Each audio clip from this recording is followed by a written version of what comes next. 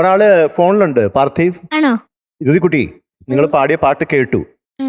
சரி, நான் ஃபோன் கொடுக்கேன், கேட்டோளு. தமிழ்ல இல்லைன்னா மலையாளத்தில் பேசிடலாம். மலையாளத்துல பேசுறது மலையாளம் கொண்டு கொள்ளையும். பரவாயில்ல, நீங்க பேசுங்க. எப்படி இருந்தாலும் பிரச்சனை இல்லை. நான் யாருன்னு சொல்ல வேண்டாம்.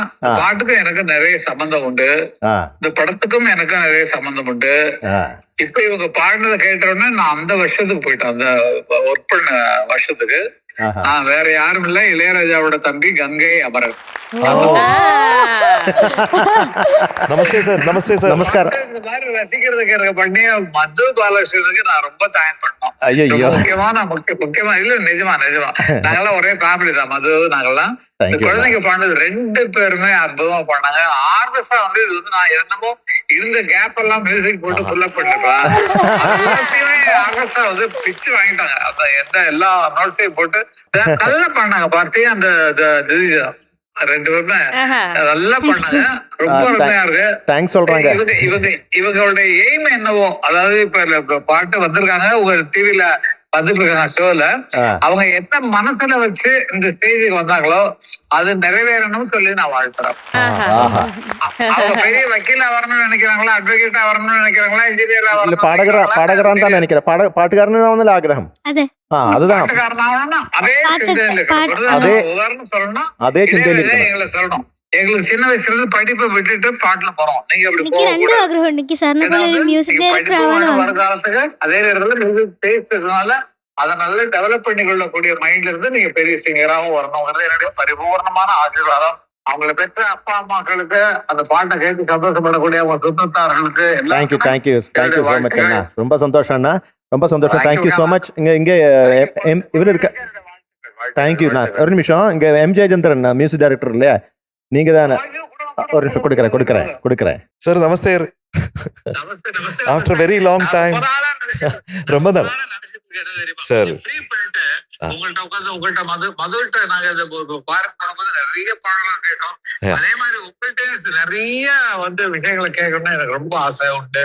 ஐயோ சார், நீங்க வந்து எனக்கு வந்து பிடித்தமான கலைஞர்கள் இருக்கிறீங்க.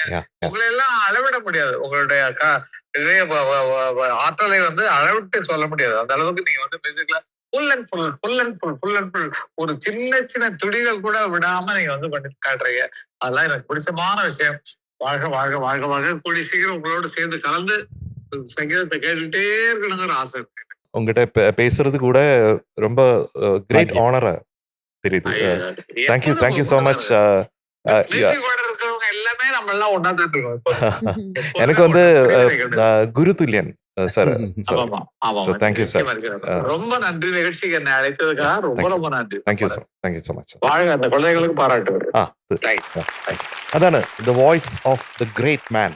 വലിയ ഭാഗ്യമാണ് കേട്ടോ മധു. എന്ന് പറഞ്ഞാൽ സിനിമയിൽ എന്തൊക്കെയാണോ ഒരാളാവേണ്ടത് അതൊക്കെ ആയ ആളാണ്. ഇപ്പൊ music composer Ganga Amaran sir, lyric writer Ganga Amaran sir, director, producer, അങ്ങനെ ആക്ടർ, അങ്ങനെ പല രീതിയിലുള്ള നമുക്ക് ചിന്തിക്കാൻ പറ്റാത്ത ധാരകളിലുള്ള എത്രയോ മഹത്തായിട്ടുള്ള ഗാനങ്ങൾ എഴുതിയിട്ടുള്ള.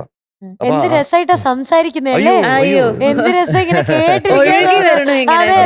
അത് ശരിക്കും ഇവരോട് 2 പേരോടുള്ള അത്രയും ഇഷ്ടം നേരിട്ട് കണ്ടിട്ട് ഒന്നുമില്ലല്ലോ, പാട്ടല്ല ഇപ്പൊ ആദ്യമായിട്ട് കേൾക്കുന്നത്. പക്ഷെ അത്രയും ഇഷ്ടത്തില് സംസാരിക്കാൻ വരണേ ശരിക്കും നല്ലൊരാള് നമുക്ക് ഫീൽ ചെയ്യും. എനിക്ക് ഏറ്റവും മറക്കാൻ പറ്റാത്ത ജീവിതത്തിലുള്ള ഒരു മുഹൂർത്തമാണ് എന്ന് പറയുന്നത് ഈ നാഷണൽ അവാർഡിന്, ഈ എന്നും നിന്റെ മൊയ്തീൻ കാത്തിരുന്നു എന്നുള്ള പാട്ടിനാണല്ലോ നാഷണൽ അവാർഡ് കിട്ടിയത്.